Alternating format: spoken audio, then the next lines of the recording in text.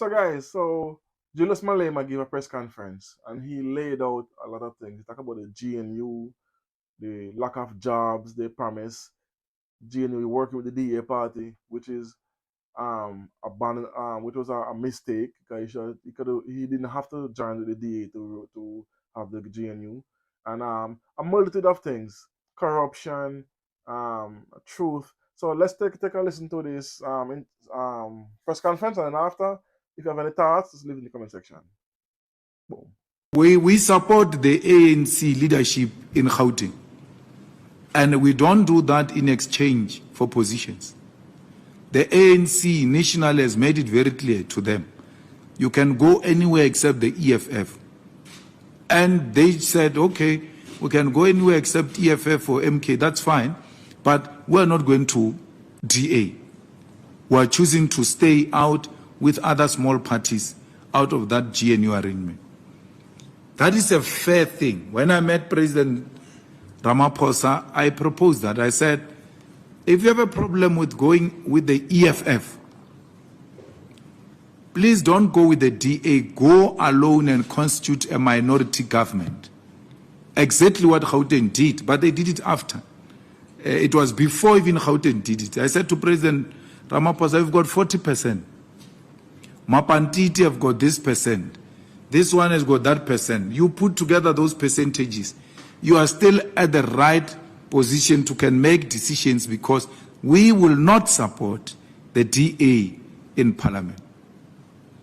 Even when we are in disagreement with you, we will not vote with the DA, we'll rather abstain. And if we abstain, you make it through in Parliament. So Ramaphosa didn't need the DA at all, but he decided to go with the DA. So at the center of this, I don't understand what Mbalula ate from who.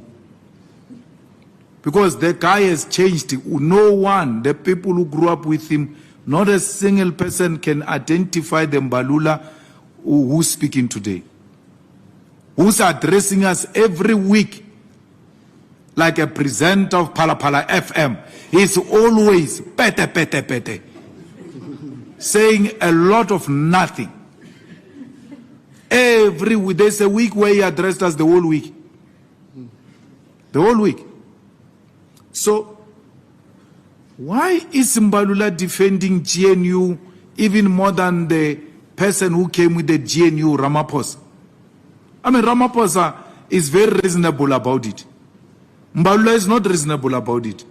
You speak against it, you will get a letter. What are you saying? When you arrive there, Ramaphosa says, hey, what are you doing here? Say, no, I'm called here. Say, there's no explanation. No, you are a list man. I don't understand what this guy is talking about. He's more GNU more than the person who came. The person who came with this thing is Ramaphosa. Mbalula is the main man to date. He has overtaken the founder of the GNU. I'm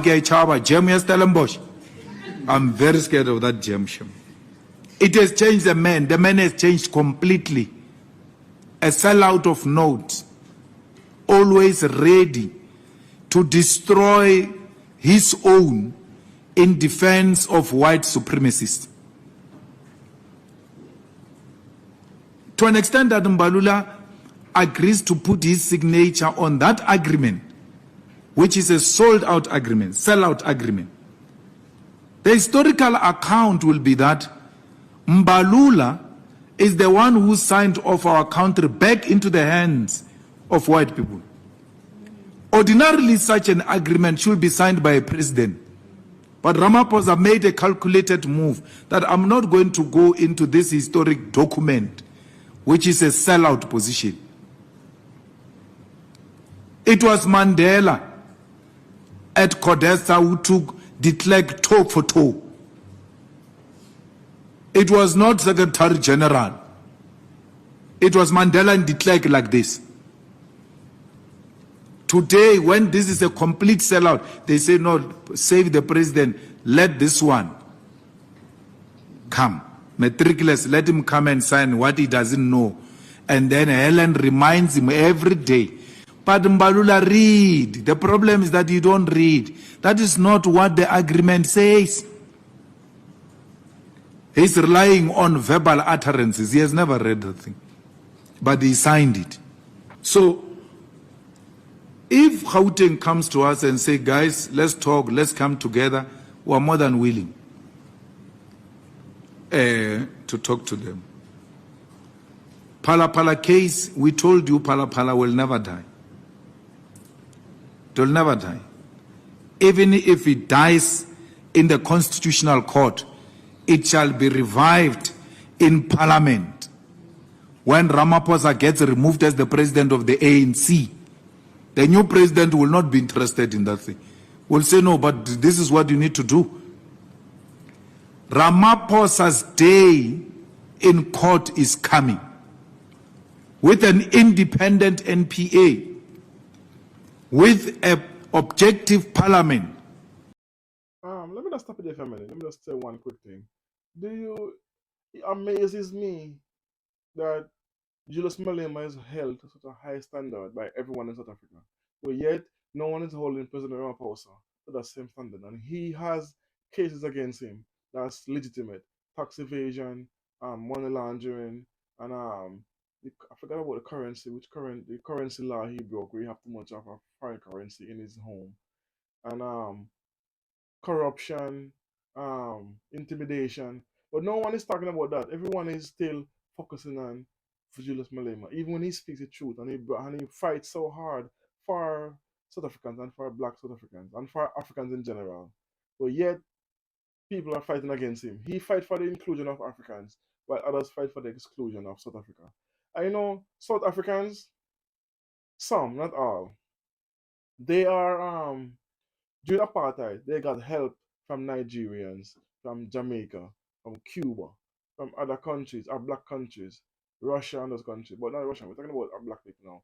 And yet, they are saying they don't want Nigerians in South Africa, they don't want Senegalese in South Africa, they don't want different people in South Africa. Why? When you was down, you got help. Now you're up, you're rejecting the same people who helped you during your rough time. And this is what Julius Malema is trying to preach. We cannot fight against our brothers and sisters. We need to come together. But what? The ANC party is talking about exclusion, South Africa for South Africans, and these are the people who you are rooting for. But yet, you know what? I digress. But let's continue with this press conference. With a parliament that is constituted the way we are constituting this parliament now, Phala can pass, and Ramaphosa gets to be impeached, because you can be impeached even when you have left the office and followed up with criminal charges. So Phala will never die. We have not eaten anything from Phala people. That's why we have carried it. Helen has eaten. She supported the motion with John Steenhuisen in Parliament after eating the agriculture post, swallowed it. Now they've made a U-turn on Phala. We are going to court about Phala. Because our argument with Phala is that once the panel says you move this way, Parliament has got no any other option except to follow what the panel says. The panel never said he's guilty. It just said there is a prima facie, and therefore you have to investigate if these things are true or not. But there is an impeachable case. And that's why we're pursuing this matter. Because the former Chief Justice Ngobo said, we're going. This is a correct direction to take. It's not us, politicians. It's not us, politicians. It's the former Chief Justice who said, there is an impeachable case. Let the man come and answer for himself. Let those judges of the Constitutional Court go and disagree with their former Chief Justice. In Mogale City, we are in a coalition. We don't agree with tenders, but they are tendering every day. The policy of the EFF that we don't want tenders. But we are not in power. We are negotiating with the people in Moali City, guys, let's build the state capacity and do away with this thing of tenders. So the question is going to be, because you don't want tenders and these people are tendering, what are you going to do? We are there fighting that struggle every day. That's what coalition means. The same goes to the land auction. We don't agree with the land auction. We are saying the land must be given to our people free of charge. And anyone who auctions the land knows very well who is the highest bidder. Because there will never be one amongst us who can be the highest bidder against these people. So you actually want to give it to white people, but we are giving it to them through a back door and calling it an auction. I don't know about Pras. We'll follow up. I didn't know there's such a thing. After this, we'll make a follow up, and because if that is the case, we'll attend to it. Staying off, you are quite correct. Pastor Ray Macaulay passed away. 4:05 was reporting outside his home or outside his church or something immediately. But that crook of staying off, Bargman, the one that they said he died, committed suicide, Josta,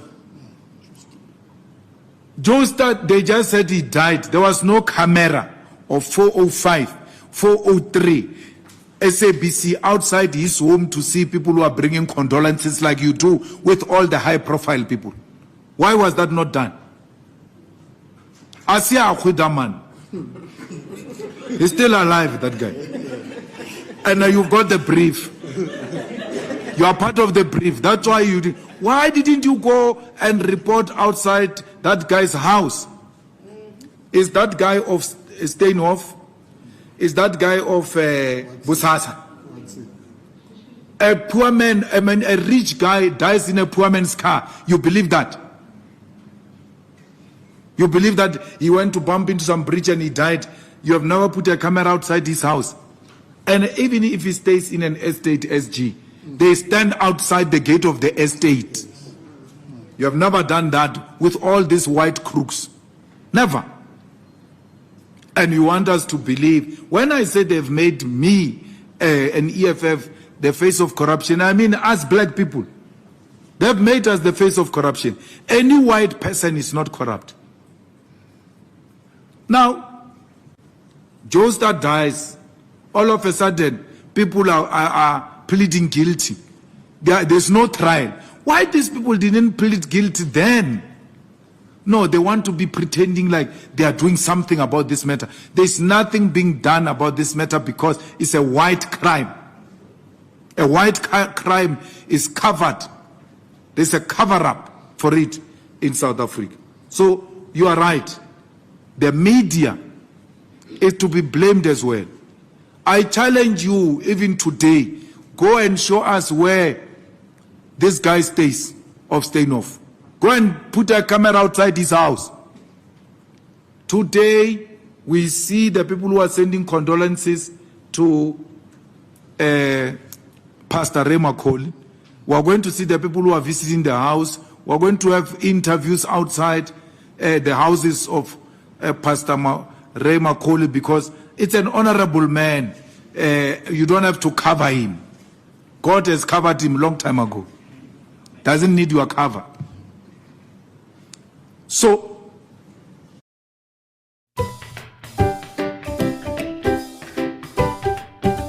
Magic Cleaner Easy. When were we going to know where Pravin stays if he had not died? Because we never knew where Pravin stays. But you were broadcasting from outside Pravin's house. You even showed us luxurious hash carrying Pravin's coffin. Imagine if that coffin, that luxurious hash, was carrying Malema's coffin. The amount was going to be calculated and we're going to be told how many poor people are going to be fed by Malema's coffin. But when such things are done by your favorites, in life and in death, you defend them. You never write any nonsense about them. We are being attacked in life and even in death. So we still want to see where the stain of Guy stays. We support the Please Call Me case. We've made calls several times for Vodacom to settle this matter. And we know it's going before the courts. We may have to mobilize society behind. It's a just cause. It's a just cause to support. And I like the suggestion that perhaps Parliament must take a decision, which is a motion that we can sponsor, to suspend the usage of Vodacom by members of Parliament in protest and in support of the Please Call Me guy. I have a meeting tomorrow with Lekau, the owner of DRIP. I want to understand what is going on. I want a minute detail of what is really going on, because at a face value, DRIP is doing well. And it was a growing brand found in many other shopping complexes. But we will not know the internal usages of monies and all of that. Why is there no business rescue? We just go to liquidation. Why is there no saving? Where is Patrice Motsepe when we need him? If he's indeed a successful black billionaire, where is he? When a young entrepreneur with such a promising future is going down. My brother, you can't compare us with those AfriForum things and what is this other one? Solidarity. Shema, even if I ask all EFF members to put together their last cent, they won't rescue the rape. It needs 20 million. How much? 20 million. We won't get it. We're struggling now to get money for our own NPA. Imagine you saving the RIP. When you say you're going to save the RIP, another member of the EFF, what about us in the sheikhs here? You're taking the money to your friends. So, DRIP is worth saving. So let's hear the story and let's make calls. And the people who are going to intervene, they can take over the finances of DRIP until they stabilize, recover their money, and hand them over back to DRIP. So I'm unable to make a call now. But after those discussions, we'll issue a statement and say, okay, this is what we think can happen. Because more than Lekau, we're concerned about those workers. Ordinary workers who work in those shops. Their families are going to go hungry. And this is the problem with the economy of South Africa. Telkom is going to retrench. They have issued out a circular. It's going to retrench. That company of coal, of Bramite, not Svanye, Seriti, is retrenching. Post office is retrenching. There's no area where there's no retrenchment. But we are told GNU is working. Show me in which area are the jobs being created. Because I only see jobs being retrenched, workers being retrenched. I only see jobs being lost. And I can tell you where the jobs are being lost. If you argue that the GNU is working, show me where they are hiring people today. Show me. You can't call those things of hiring people in their offices employment. The economy of South Africa as we speak today is retrenching. Under the GNU, hey, there is confidence of the GNU, there is investor confidence, but there is retrenchment. And we support AMCU, and it's the only union that has stood up to fight for those coal mine workers against it.